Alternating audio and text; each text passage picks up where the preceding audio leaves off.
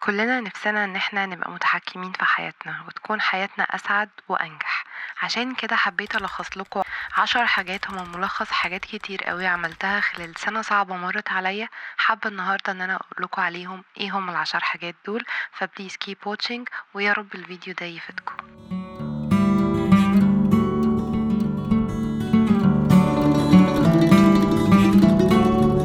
أول حاجة واللي مش محتاجة تفسير ولا كلام كتير أكيد الصلاة. الجانب الديني من حياتنا مهم جدا، وانتظامك فيه هيغير حقيقي كل حياتنا، ويا رب يا رب كلنا ننتظم فيه.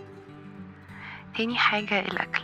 مش لازم تعملي دايت خالص عشان تاكلي أكل هيلثي أو تاكلي أكل كويس. قد إيه الأكل بيفرق في نومك وفي إحساسك طول اليوم وفي خفيتك وحتى في فكرك وفي مودك. أي دايما الأيام اللي انتي مكتئبة فيها هي الأيام اللي بتاكلي فيها كتير. حاجة كمان فيما يخص الأكل، ما تنسيش أبدا إن المفروض تاخدي أكتر من سناك هيلثي في اليوم. يفرق جدا في يومك وفي نشاطك وفي مودك وفي صحتك طول اليوم، وزي ما قلتلكوا دي حاجات متجربة وفرقت معايا جدا. ممارسة الامتنان. طالما اتكلمنا عن الصلاة محتاجين نتكلم عن الامتنان. وحقيقي انك تمارسي الامتنان يوميا دي ممكن تفرق في نظرتك لكل الحاجات اللي بتمتلكيها، وبتفرق في رضاكي، وبتخليكي دايما بتبصي على نص الكوباية المليان مش على النص الفاضي. خططي لحياتك، خططي لأهدافك، خططي ليومك. خلي الورقة والقلم دايما صاحبتك. دي حاجة بتفرق قوي معاكي، ولما انا بعملها بحس ان يومي منظم وعارفة انا عايزة منه ايه. ولما ما بعملهاش حقيقي بتبقى حياتي كلها ضايعة ومش under my control، مش حاسة ان انا اللي متحكمة فيها. فالحقيقة أداة التخطيط دي أداة ممكن تغير حياتك تماما.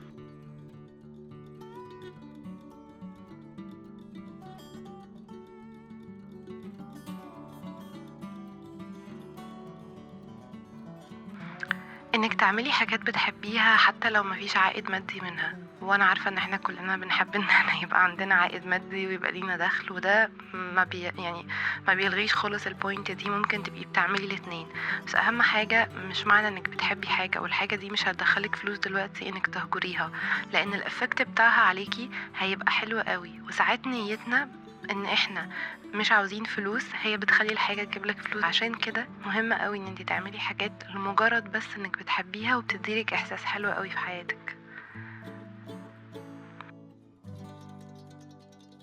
اكيد القراءة مش محتاجة اتكلم فيها كتير، بس حقيقي كتاب مختلف تماما عن مسكة الموبايل اللي ممكن يهدر ساعات. بس الكتاب حتى لو هدر ساعات فانا متأكدة انه اكيد هتطلعي منه بفكرة او احساس معين. المي تايم. قد ايه مهم جدا ان انتي من وقت للتاني تكوني قاعدة مع نفسك.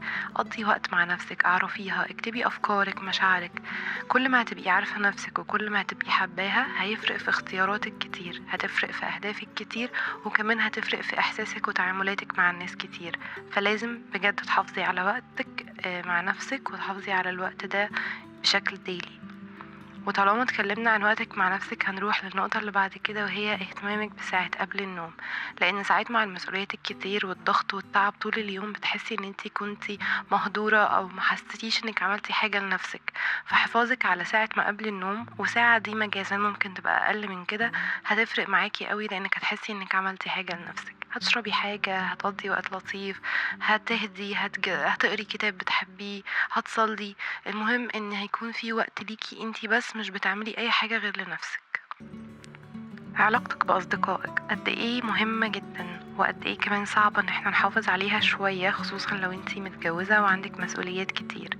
بس صدقيني من الحاجات اللي لما ببقى منتظمة عليها اني بشوف my best friend او بشوف كل صحابي اللي بحبهم، بتفرق جدا في نفسيتي، وبحس ان انا مبسوطة وعايشة وعندي communication لطيف. فبجد دي من الحاجات اللي نحاول ان احنا نحافظ عليها من وقت للتاني، حتى لو قصرنا ده طبيعي، ولكن خليها دايما في بالك، وانك احيانا كتير ممكن تبقي محتاجاها اكتر من حاجات تانية. دول 10 حاجات حبيت ان انا اشارككم بيهم من خلال تجربتي. لما عملتهم كانوا بيفرقوا جدا في حياتي، وكانوا بيفرقوا في مزاجي، وبيفرقوا في اهدافي، يعني بيفرقوا في كل حاجة تقريبا. وحبيت ان انا اشاركهم معاكم علشان اقدر ان انا بحاجة بسيطة اغير معاكم حياتنا للاحسن. يا رب يكون الفيديو كان مفيد ليكم، وبحبكم قوي قوي قوي. باي باي.